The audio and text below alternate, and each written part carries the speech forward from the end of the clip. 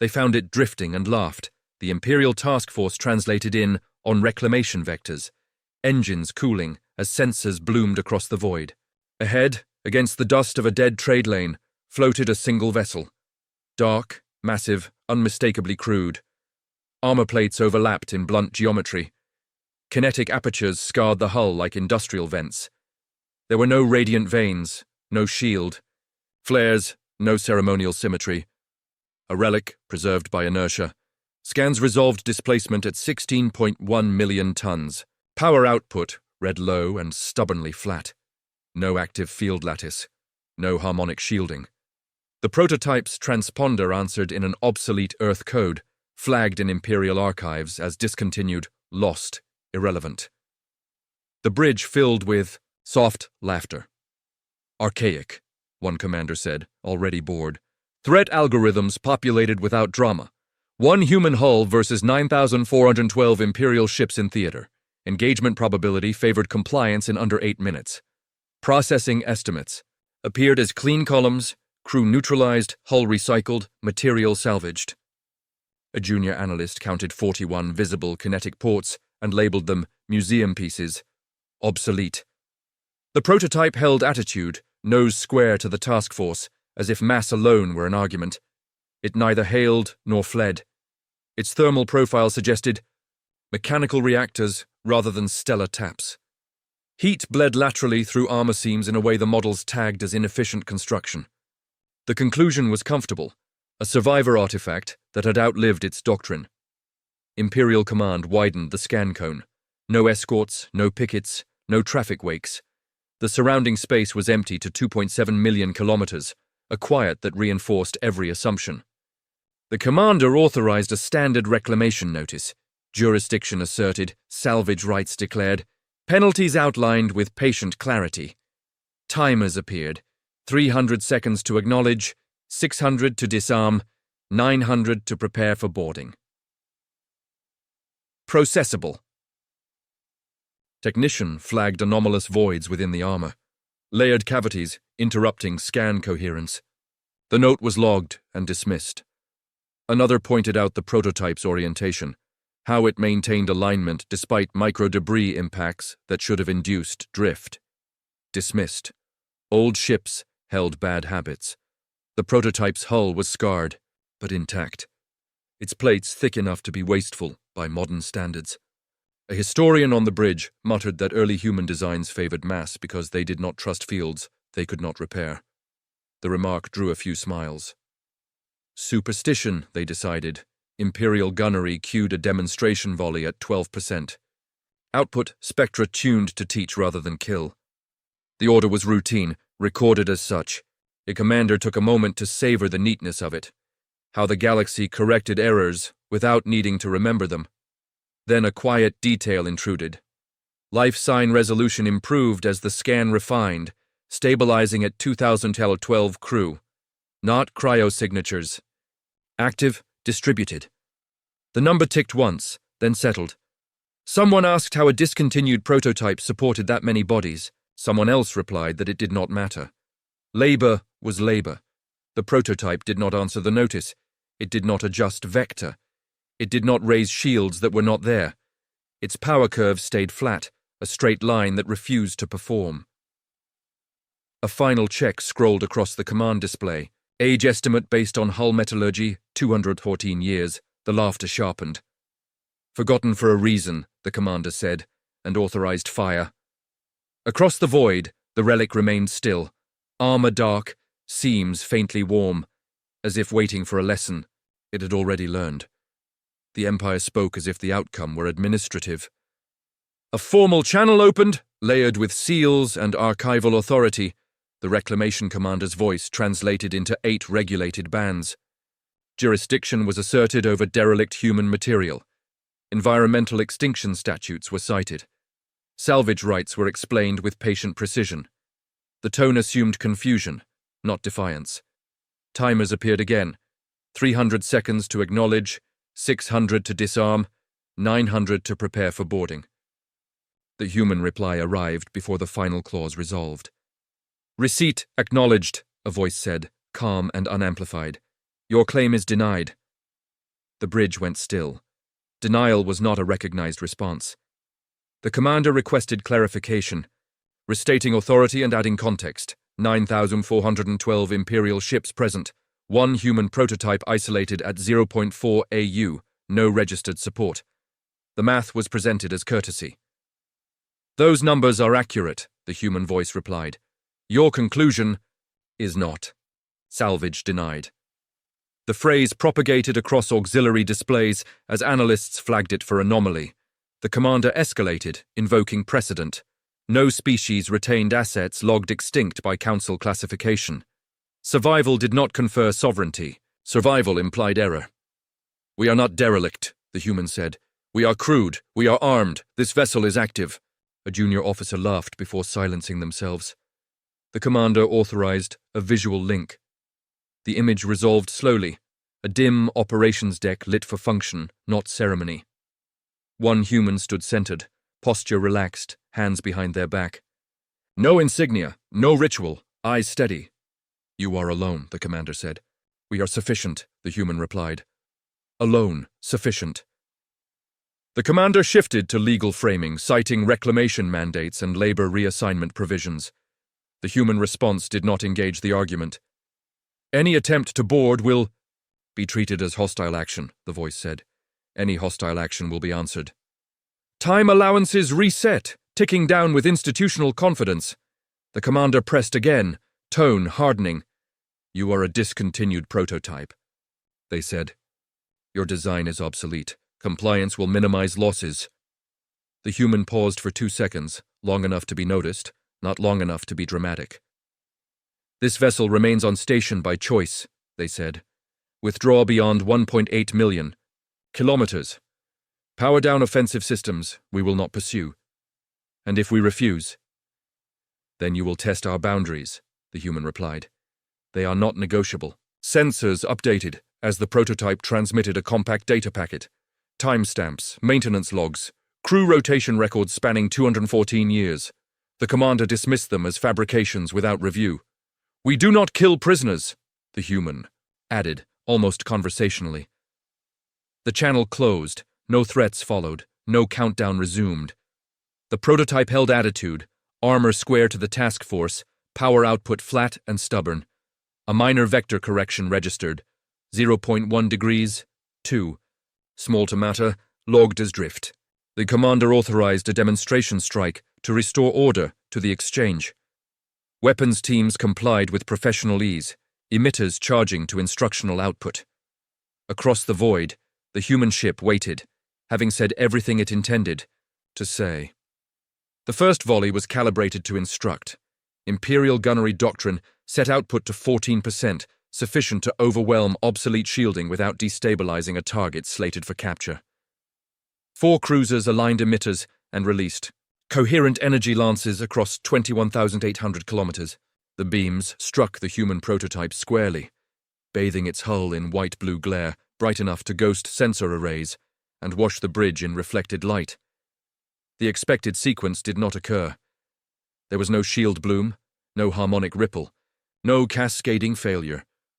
The energy struck bare armor and disappeared into it, bleeding laterally through seams the Empire had already dismissed as crude construction. Thermal spikes flared, peaked, and flattened in 0.9 seconds. Radiation backscatter fell below background. The ship's power curve did not spike or dip. It remained a straight, stubborn line. No effect. Weapons officers rechecked calibrations. The numbers held. Absorption efficiency calculated at 87%, then climbed as more data arrived, 90.6, 92.1, stabilizing at 93.4. The figure refused to move. Escalation followed without discussion. 8 cruisers fired at 32%, frequencies staggered to induce resonance failure in layered materials. Space around the prototype became a glare field, energy saturating every vulnerability model the Empire possessed. Armor plates blackened and sloughed away in controlled ablation, vapor venting cleanly into vacuum. Beneath them, identical plates remained intact, alignment precise, edges sharp. Internal telemetry resolved through the glare. Crew life signs steady at 2012, no depressurization, no internal fire. At 48% output, Imperial emitters began to complain. Containment fields heated beyond safe margins. One cruiser dropped. Power to vent plasma, filing a damage report that listed target resistance as the cause. The prototype did not maneuver. It did not return fire. It absorbed. This should have worked. A senior analyst whispered the words before silencing themselves. The phrase was logged anyway, flagged as emotional deviation. The commander authorized a focused strike at 68% from the lead cruiser, violating reclamation safety margins. The beam hit with force sufficient to crater small moons. Armor glowed, then dimmed. Heat was shunted inward and radiated along channels invisible to Imperial sensors. The absorption curve dipped to 89% for 0.4 seconds, then climbed back, above 92 as adaptive layers adjusted. The human ship transmitted a narrowband telemetry burst, unencrypted. Impact graphs, heat dissipation timelines, a single line of text, time-stamped to first contact. Losses within tolerance. Imperial silence followed. 3 seconds long, an eternity in combat time. Officers spoke over one another, proposing higher outputs, exotic harmonics, experimental spectra never tested against live targets. The commander authorized a final demonstration volley at 80% to end the anomaly. As emitters charged, long-range sensors flagged motion, not evasion, approach. The prototype's acceleration curve rose smoothly, 3G, then 5, without spike or strain. Distance counters ticked down from 21,800 kilometers to 19,600. "Target is advancing," a technician reported, disbelief edging their voice. The commander dismissed it as desperation. No vessel designed for a discontinued doctrine could sustain acceleration without tearing its crew apart. The models were clear. The prototype closed another 1,000 kilometers. Armor still steaming faintly, power output unchanged. The Empire prepared to fire again, clinging to assumptions that insisted superiority would assert itself if pushed hard enough. They had not yet understood the problem. The fire was working exactly as designed. It simply was not enough. They did not brace for impact. They increased thrust. As Imperial emitters climbed toward 80%, the prototype's drive curve changed, not in a spike, but in a steady, deliberate rise. Acceleration passed 6G, then 9, then settled at a sustained 12, a value Imperial physiology tables flagged as catastrophic. Sensors recalibrated twice before accepting the data. The ship was not surging, it was holding. 12G. At that acceleration, doctrine predicted crew loss, structural shear, loss of attitude control. None appeared. Life signs remained steady. At 2012. Hull stress stayed within green margins. The prototype closed from 19,600 kilometers to 15,000 in seconds, vector precise, nose unwavering. It did not jink or spiral, it shortened the problem. Then space itself seemed to rearrange. What Imperial Command had logged as empty volume populated with motion as additional human signatures resolved out of long-range noise. Not a fleet assembling, but ships already present, 20, then 40, then 67, distributed across millions of kilometers. Each entered acceleration along a distinct vector, none matching the others. Their timing was offset by fractions of a second, paths threading through Imperial firing envelopes without overlap. The Empire attempted to reform. Elegant arcs tightened into defensive shells, orders conflicted. One correction negated another. Fire control solutions lagged as targets refused to conform to predicted acceleration peaks. Human ships did not coast. They sustained. They are not running. Distance. Counters fell across the display. 13,000 kilometers. 10,400. 81,100. At those ranges, energy coherence degraded and reaction windows collapsed below safe margins. Gunnery officers requested time and were denied by physics. A heavy cruiser broke formation to create space and found a human corvette, already occupying the corridor it needed, sliding past at relative velocity, high enough to shear sensor vanes and blind afterrays. No shots were fired. The effect rippled outward. Escorts overcorrected to avoid collision, tearing a gap in the formation that 3 more human ships flowed through without slowing. This was not a charge. It was geometry under pressure. Human acceleration profiles rose and fell with intent. One ship cut thrust at 5,200 kilometers, pivoted broadside, then resumed at 12 dry along a new vector, forcing two Imperial vessels to choose between collision or separation. They separated. Mutual coverage died with the distance. At 6,000 kilometers, the prototype bled velocity in a controlled burn that would have liquefied unconditioned crews. Inertial systems held. The ship rotated into firing alignment, weapon ports along its spine, irising open, dark and unapologetic. Around it, other human ships settled into positions that bracketed Imperial command hulls without firing a shot. Closing is a weapon. An elder commander finally recognized the pattern too late. The humans were not collapsing formations with fire. They were collapsing them with timing. Every sustained burn forced reaction. Reactions stacked error upon error. Space grew crowded. Choices vanished. At 3,400 kilometers, Imperial Command attempted a coordinated withdrawal. The vectors they needed were already occupied. Human ships held those lines calmly, acceleration steady, denying escape without pursuit. The Empire's models broke first, then their formations. As the last distances stabilized inside optimal kinetic range, the human ships stopped accelerating. They did not need to go faster. They had arrived exactly where they intended to be, and for the first time, the Empire understood that speed had never been the threat. The calculation finished before anyone gave the order. Human fire control did not sweep the battle space. It selected. 3 Imperial command vessels sat inside 3,400 kilometers, their formations already distorted by forced separation and conflicting vectors. Probability bands narrowed in silence until uncertainty dropped below tolerance. Only then did the prototype's spinal railguns discharge. There was no warning flare, only mass at velocity. 8 tungsten penetrators left the rails at precisely timed intervals, separated by 0.11 seconds to defeat predictive interception. Imperial sensors registered impacts before firing alerts could propagate.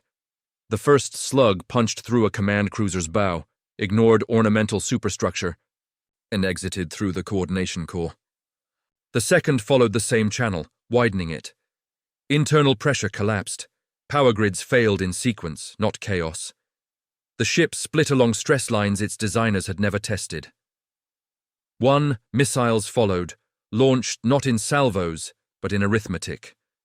5 from one vector, 7 from another. Each carried distinct guidance logic. Loud decoys burned hot and obvious, drawing point defense fire and saturating tracking systems. The real warheads coasted cold, waking only in terminal seconds. Interceptors chased what they could see.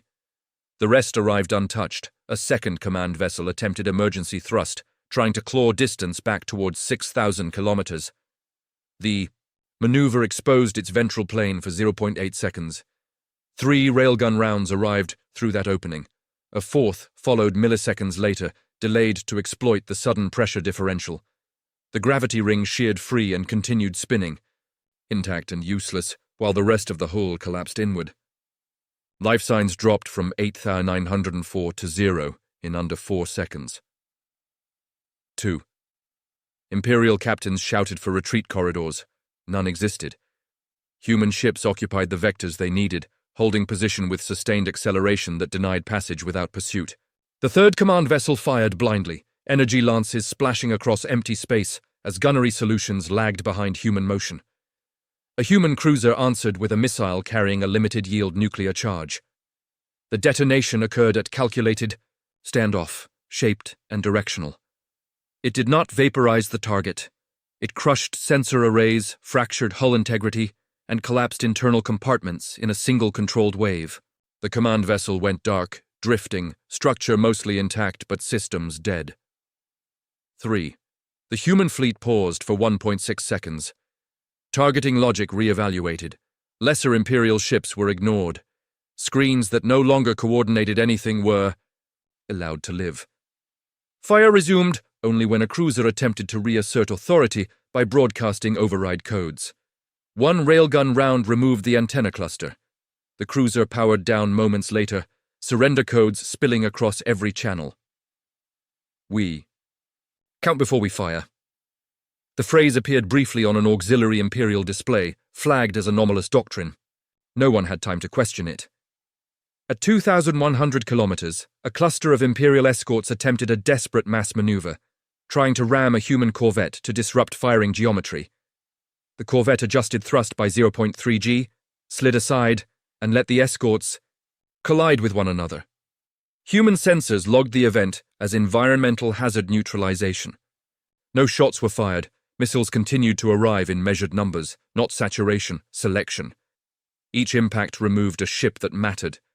Ammunition counters updated in clean columns. Railgun rounds fired 29, confirmed kills 12, command vessels eliminated 3, 1 disabled for capture. Nuclear charges expended, 1 point human losses, remained at 0 destroyed hulls. 2 ships reported superficial armor ablation. Crews remained operational. At 31 minutes, Imperial command coherence fell below 33%. Fleet-wide orders degraded into local guesses. Some captains fought on until emitters overheated. Others powered down immediately, broadcasting surrender in overlapping frequencies. Human systems acknowledged each signal automatically, marking surrendered hulls green and excluding them from targeting solutions even when missiles were already inbound, peeling them away mid-course without hesitation. The firing stopped, not with a final blow, but with a quiet certainty that nothing left required killing. Human ships held position, weapons cold, geometry intact. The Imperial fleet drifted in broken clusters, stunned by how quickly superiority had been reduced to arithmetic, and how little emotion had been involved in balancing the ledger. The silence was deliberate.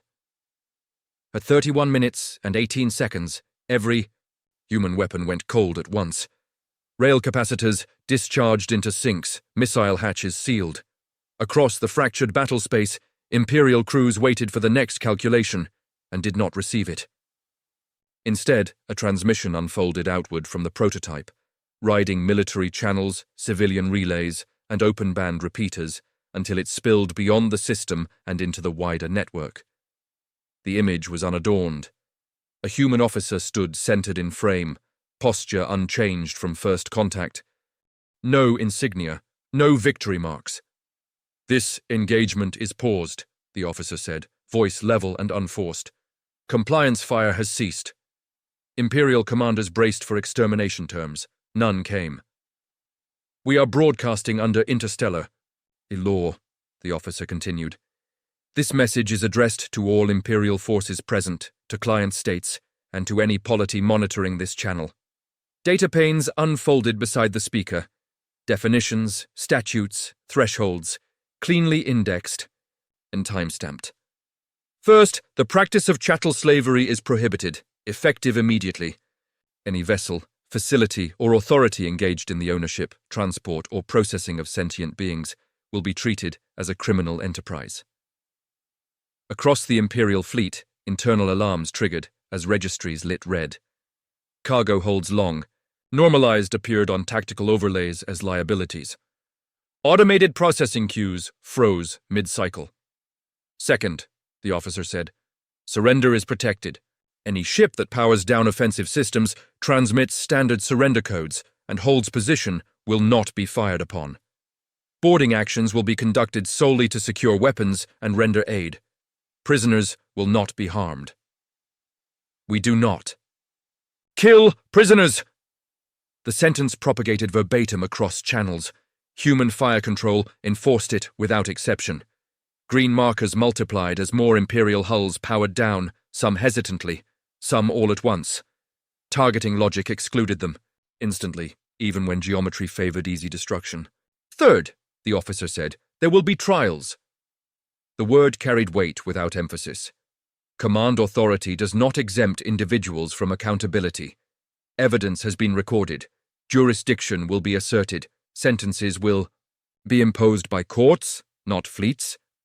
An Imperial legal attaché attempted to interrupt, citing sovereignty and ancient accords. The transmission did not pause. Sovereignty does not extend to enslavement, the officer replied. Accords that permit it are void.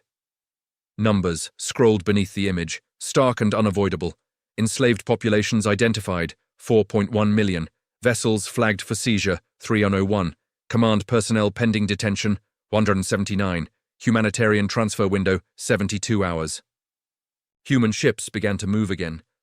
Not toward targets, but toward survivors. Boarding craft launched in controlled numbers, medics visible through viewports, weapon safeties engaged. Damage control drones sealed ruptures on powerless hulls to prevent cascading failures. A human frigate altered course by 0.2 degrees to shield a surrendered cruiser from debris drift, sacrificing optimal position without comment, the officer concluded without flourish. You mistook restraint for weakness, they said. This is restraint. The transmission ended. In the quiet that followed, the Empire confronted a reality no doctrine had prepared it for. The battle had stopped not because humanity was finished, but because it had decided killing was no longer necessary, and had the force to make that decision final. The truth surfaced in other people's data. Coalition observers had watched the engagement from beyond declared Imperial space, their arrays wide, their analysts conditioned by centuries of survival beside larger powers.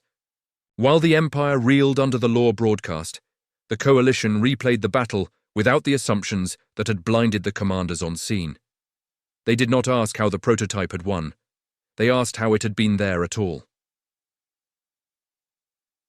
The answer refused to be recent. Telemetry from the opening minutes showed supply margins that did not match an isolated relic. Fuel reserves exceeded emergency tolerance by orders of magnitude. Ammunition stocks aligned with sustained conflict projections, not last-stand desperation. Maintenance logs embedded in the prototype's own transmissions spanned generations, their timestamps stretching back 214 years without gaps. This ship had not survived by accident. It had been serviced, crewed, rotated, and upgraded under a doctrine that assumed it would be called upon exactly like this. Forgotten was a lie. Coalition engineers cracked archived academic exchanges long, dismissed as theoretical. They described early human design philosophy in blunt terms: redundancy over elegance, mass over efficiency, systems built to fail without killing crews. The prototype matched those papers line by line. It was not obsolete. It was baseline. Later human ships refined the idea, but none abandoned it.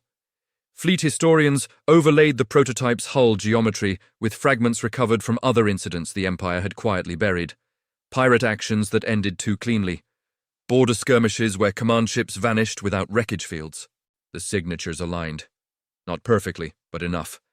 The prototype was not unique. It was ancestral. They didn't forget it, a Coalition tactician said softly. They kept building from it. Logistics data deepened the cut. Forward depots, masked as survey platforms. Ammunition caches embedded in asteroids along dead lanes. Training rotations that assumed isolation for months, even years. Human fleets were not positioned for defense of territory. They were positioned for interception, waiting at points empires eventually crossed. The Coalition realized the Empire had not found a relic. It had collided with a lineage. Human acceleration profiles from the battle were cross-referenced with old physiological studies. The sustained 12G was not exceptional. It was trained. Centrifuge conditioning, skeletal reinforcement, cardiovascular adaptation, beginning early in service life. The prototype's crews had not endured the maneuver. They had executed it as designed. Political analysts updated their models and watched probabilities collapse. If the prototype represented first-generation doctrine, then modern human fleets were iterations refined over centuries of quiet enforcement. The law broadcast had not been improvised. It had been rehearsed. In trials, surrender protocols, humanitarian transfer timelines, all pre-written. They were never hiding, a Coalition diplomat concluded. They were waiting for proof. As the Coalition disseminated the analysis through encrypted channels, alignments shifted without announcements. Neutral systems recalculated risk. Client states reconsidered treaties signed under fear rather than consent. The prototype's victory was not just a military event, it was a disclosure. In the wreckage of the Imperial fleet, survivors wondered how an obsolete ship had undone them so completely. In coalition space, the answer was settling into place with uncomfortable clarity. Earth's forgotten prototype was forgotten only by those who needed to believe it was. Neutralization began without announcement. Human command reclassified the remaining Imperial vessels into 3 states: hostile, surrendered, undecided, and acted only on the first. The distinction was enforced by machine logic and human restraint in equal measure. Green-marked hulls were excluded from firing solutions even when they drifted through optimal lanes. Red-marked ones were not warned again. Missile bays opened across the human lattice. This time, there was no measured preamble. The waves launched in disciplined silence, hundreds of signatures blooming and fading as guidance systems shifted between hot burn and cold coast. The missiles did not converge on a single point. They flowed through volume, dividing and recombining, filling corridors of space Imperial doctrine had never treated as lethal simultaneously. Point defenses engaged reflexively and failed methodically. Interceptors chased decoys that burned bright and loud. The real warheads coasted dark, waking only in the final seconds. At 7,400 kilometers, the first hostile cruiser died with engines firing, its hull split by kinetic impact and internal overpressure. At 6,900, another lost power and began to tumble. Surrender code spilling seconds too late to cancel inbound fire, already committed by logic gates that did not bargain. Human systems logged the loss and adjusted nothing. The cascade accelerated. Imperial captains, cut off from coherent command, made decisions in isolation. Some powered down immediately, broadcasting surrender across every channel they could access. Human targeting acknowledged them within milliseconds, their hulls flipping from red to green as missiles peeled away mid-course, retargeting without hesitation. Others hesitated, hoping to be overlooked. They were not.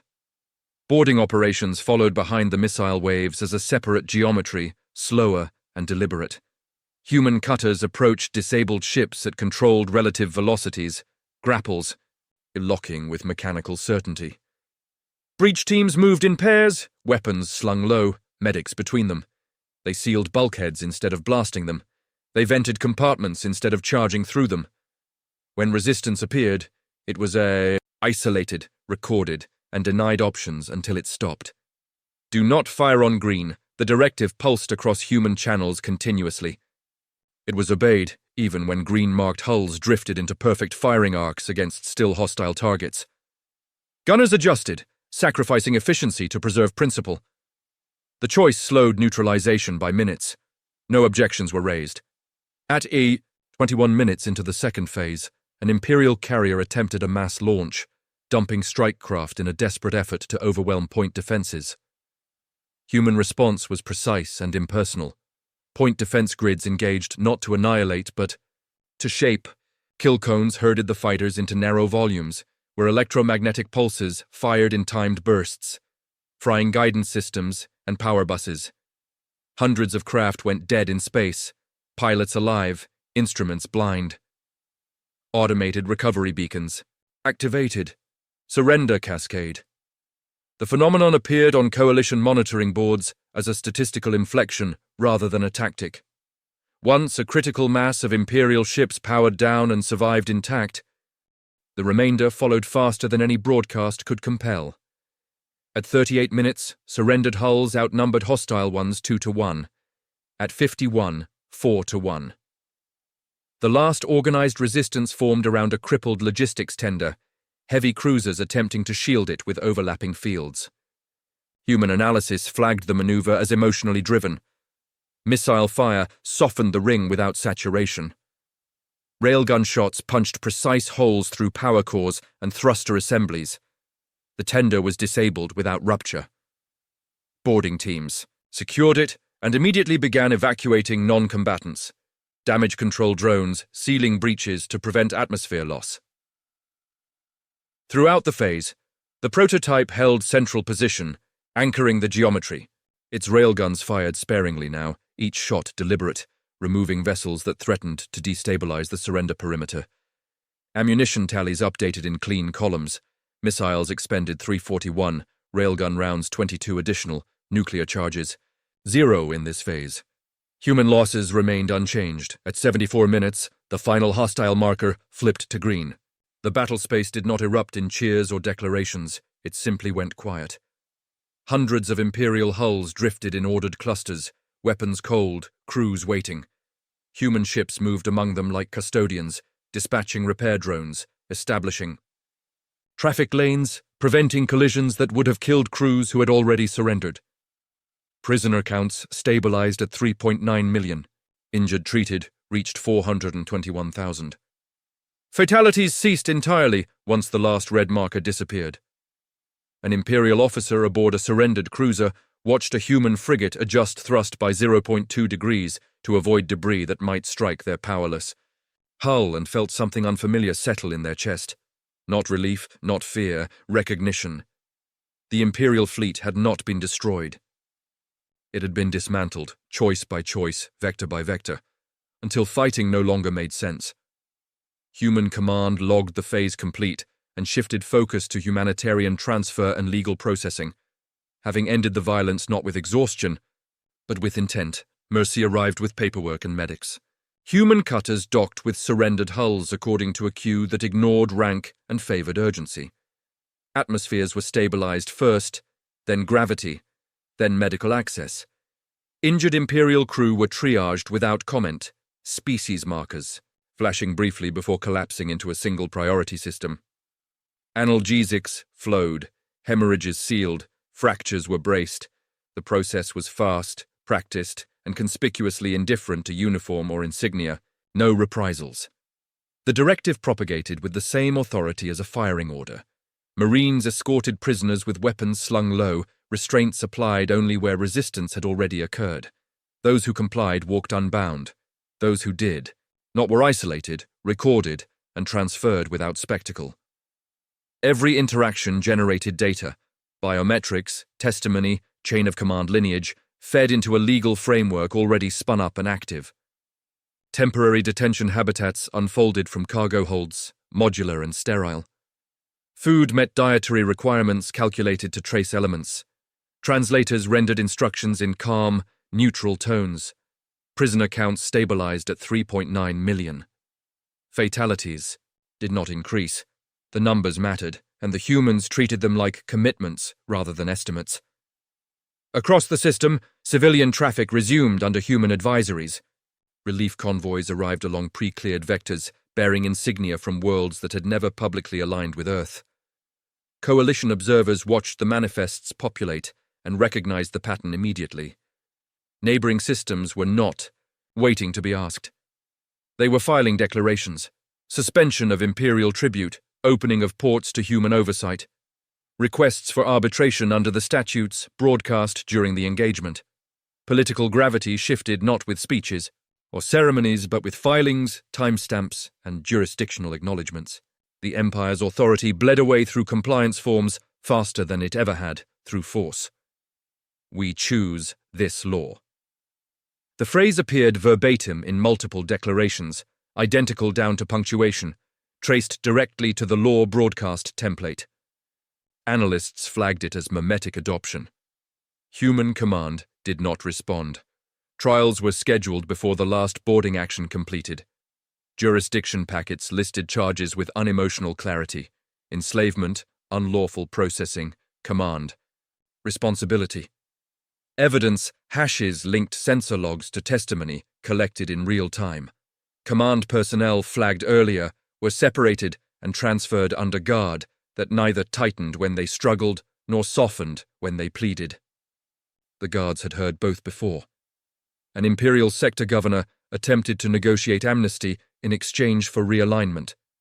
The reply came from a human legal officer, not a commander. Alignment does not erase crimes, they said. The channel closed. In the detention habitats, rumors spread faster than fear. Crews compared treatment. They noticed that surrender had worked exactly as promised. They noticed that no one had been spaced, no compartments flooded, no reprisals taken for insults shouted in panic.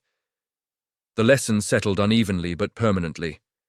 At 94 hours, the first liberated populations were transferred off seized vessels.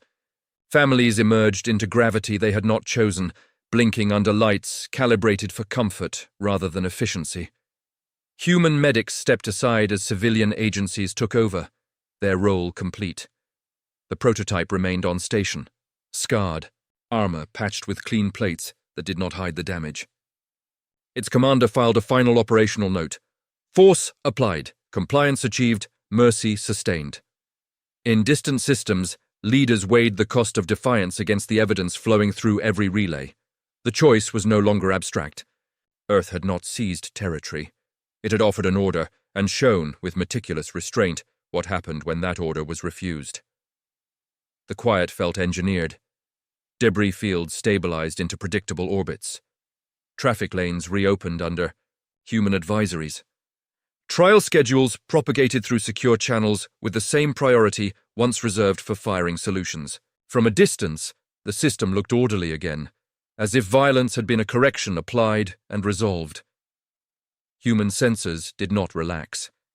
Deep-range arrays continued to sweep beyond the drift lanes, baselines stretched across millions of kilometers, listening for patterns that did not belong. At 121 hours post-engagement, one array returned a contact that failed clean classification. The signature was faint, persistent, and wrong. Not a fleet, not a probe. A distortion that suggested mass in motion without conventional drives. Analysts rerun the data. The anomaly remained. Its origin lay beyond the outer rim at a distance exceeding 40,000 AU, approaching on a vector that ignored established corridors and jump geometry. Mass estimates fluctuated wildly, as if the object resisted measurement. Emission profiles matched fragments buried in pre-Imperial archives, records of systems stripped clean, of civilizations erased so thoroughly their names survived only. Is Caution's an exterminator signature. Human command convened without alarms or ceremony. Relief operations continued uninterrupted. Boarding schedules held.